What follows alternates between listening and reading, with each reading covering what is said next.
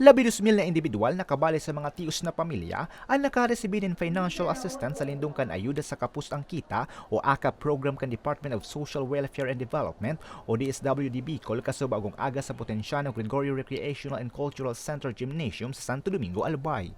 Pera sa 2,400 na masiswerteng benepisyaryo, sinda Nanay Edita na may tindahan ng bagas, asin Nanay Olivia na may sadit na pigiri.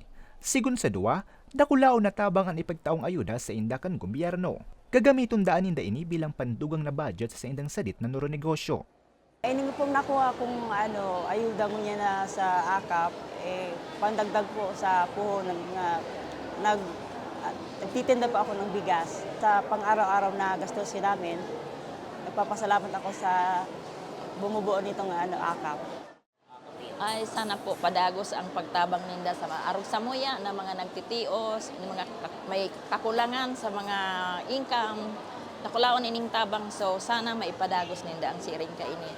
Lalong-lalo na aram kabuga po sa pag-eskwela nagtatabang man sinda. Sana saro sa makuapo ko or talagang makuapo ko matabangan man. Thank you.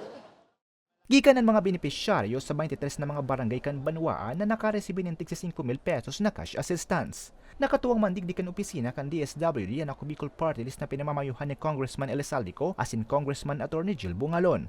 Obheto kan programa na maalalayan asin maproteheran ang mga minimum wage earners sa nasyon sa epekto kan inflation na nakakapaluya sa indang hanap buhay o negosyo. Para sa mga baretang tatak Bicol, Ariel Obeya.